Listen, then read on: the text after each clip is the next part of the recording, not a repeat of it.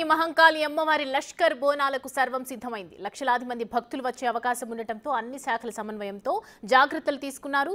రేపు బోనాల సమర్పణ, ఎల్లుండి రంగం, అంబారి ఊరేగింపు ఉంటాయి. మహంకాళి ఆలయ ప్రధాన అర్చకులు ఏమంటున్నారు మా ప్రతినిధి అంజుమా అందిస్తారు. సికింద్రాబాద్ ఉజ్జయిని మహంకాళి అమ్మవారి బోనాలు రాబోతున్నాయి. జూలై 13, 14వ తేదీల్లో అమ్మవారికి బోనాల సమర్పణ, రంగం, భవిష్యవాణి కార్యక్రమం ఉండబోతుంది. మరి ఆ 2 రోజులలో ఎటువంటి పూజా కార్యక్రమాలు ఉంటాయి ఏంటి అనేది కూడా తెలుసుకుందాము. మనతో పాటు పండితులు ఉన్నారు, వేణుమాధవ శర్మ గారు. మిగతా విషయాలను ఆయన మాటల్లోనే అడిగి తెలుసుకుందాము. నమస్కారం అండి.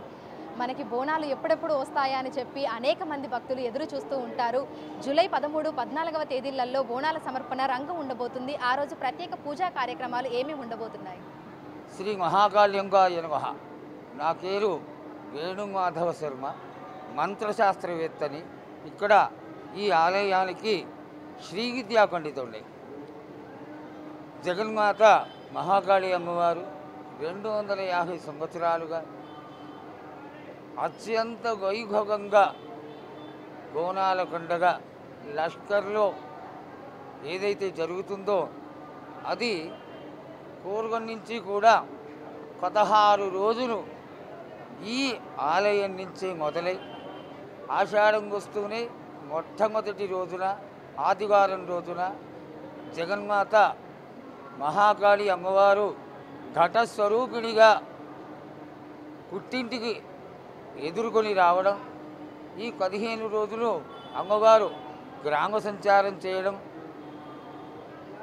విశేషంగా ఇంటింటికి వెళ్ళి ఆవిడ సారెలు కొట్టించుకోవడం, గోనాలు కొట్టించుకోవడం, శాఖలను సమర్పించుకోవడం ఇత్యాది కార్యక్రమాలన్నీ చేయించుకొని 15వ రోజున తెల్లవారుజామున 4 గంటలకి దేదీప్యమానంగా కన్నులు ఆనందపడేంతటి గొప్పగా జగన్మాత అలంకారంతో మహామంగళహారతితో ఆలయం ద్వారాలు తెరుచుకున్నటువంటి ఆలయ ద్వారాలు మర్నాడు సాయంకాలం అంటే ఇంచుమించుగా రాత్రి 12-1 గంట వరకు ఆలయం ఆ విధంగానే తెరిచి ఉంటుంది.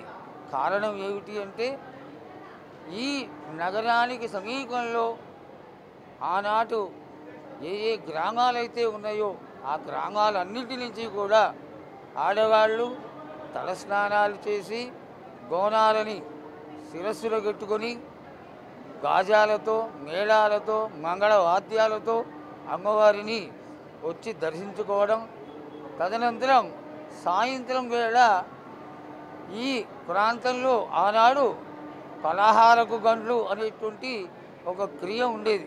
అది మేళతాళాలతో తీసుకొచ్చి ఈ 7 అక్కచెల్లెలకి కూడా తమ్ముడైనటువంటి కోతరాజు అలంకారం చేసుకొని ఆడుకుంటూ వచ్చి అమ్మవారికి పలహారాలని అందరిచేయడం, రాత్రి అమ్మవారికి మర్నాటిని దృష్టిలో పెట్టుకొని జలకుండని తీసుకురావడం, తరువాత కచ్చికుండని మేళతాళాలతో కుంగరి వారింటి నుంచి తీసుకురావడం, మర్నాడు పొద్దున సోమవారం నాడు 8-9 గంటల సమయంలో భవిష్యవాణి కార్యక్రమాన్ని రంగం అంటారు, దాన్ని నిర్వర్తించడం జరుగుతుంది. ఈ ఆషాఢ మాసం అంతా కూడా ఆడబిడ్డలందరూ అమ్మవార్లని ఎంతో భక్తి శ్రద్ధలతో కొలుస్తూ ఉంటారు. కోరిన కోరికలు నెరవేరిన తర్వాత అమ్మవారికి సారెను సమర్పిస్తూ ఉంటారు, బోనాలను సమర్పిస్తూ ఉంటారు. ఇక సికింద్రాబాద్ ఉజ్జయిని మహంకాళి అమ్మవారిని దర్శనం చేసుకునేందుకు ఈ ఆషాఢ మాసంలో లక్షలాది మంది భక్తులు కేవలం 2 తెలుగు రాష్ట్రాల నుంచే కాకుండా చుట్టుపక్కల రాష్ట్రాల నుంచి కూడా తరలి వస్తూ ఉంటారు. ఇక ఉత్సవాలకు వచ్చేటువంటి భక్తులకి సంబంధించి అన్ని రకాల ఏర్పాట్లను పూర్తి చేయడం జరిగింది. ఆ 2 రోజులు కూడా ప్రత్యేక పూజా కార్యక్రమాలు ఉంటాయని, తెల్లవారుజాము నుంచి అర్ధరాత్రి వరకు కూడా భక్తుల రద్దీ కొనసాగుతూనే ఉంటుందని, అమ్మవారి దర్శనాలు జరుగుతూనే ఉంటాయని కూడా మనకు పండితులు తెలపడం జరిగింది. సంజుతో అంజుమ, బిగ్ టీవీ, హైదరాబాద్. ఉత్సవాల ఏర్పాట్లను పకడ్బందీగా చేయాలని సర్కార్ భావిస్తోంది. ఆలయానికి వచ్చే భక్తుల కోసం మొత్తం 6 క్యూ లైన్లు ఏర్పాటు చేశారు. ఇందులో 2 ప్రత్యేక లైన్స్ బోనాలతో వచ్చే వారికి, మిగిలిన సామాన్య భక్తుల దర్శనం కోసం పెట్టినట్లు ఆలయ కమిటీ తెలిపింది. బోనం ఎత్తుకొని వచ్చే వారితో పాటు 5గురికి అనుమతిస్తామన్నారు.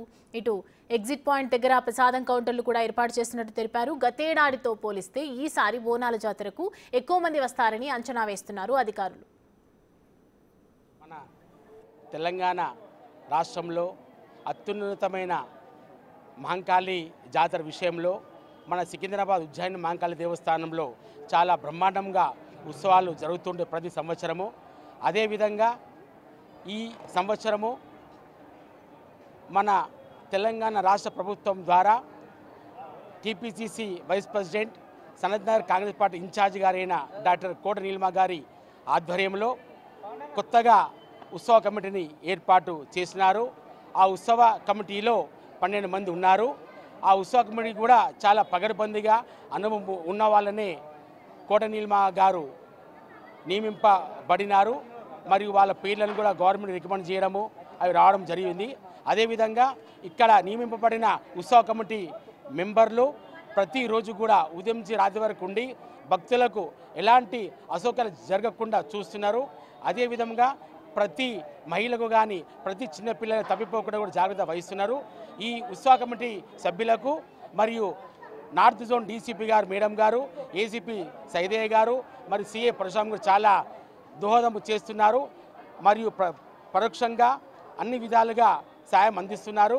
అదేవిధంగా ఈఓ గారు కూడా ఇక్కడ ప్రసాదాలు కూడా ఏర్పాటు చేస్తున్నారు. పులిహోర కానీ, లడ్డు కానీ, వడ కానీ వాటిని కూడా భక్తులు రసీదు తీసుకొని ప్రసాదాలు పొందితే చాలా బాగుంటుంది.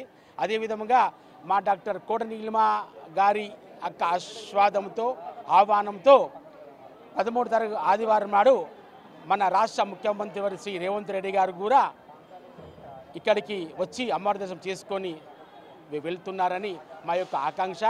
అదేవిధంగా మరియు మన రాష్ట్ర మంత్రులు హైదరాబాద్ నగర్ ఇన్ఛార్జ్ పొన్నం ప్రభాకర్ గారు, అదేవిధంగా శ్రీధర్ బాబు గారు, అదేవిధంగా AICC spokesperson Shri Madhu Yashki Goud గారు, అదేవిధంగా AICC social media chairman Shri Pawan Khera గారు కూడా ఇక్కడికి వచ్చి అమ్మవారి దర్శనం చేసుకుంటారు.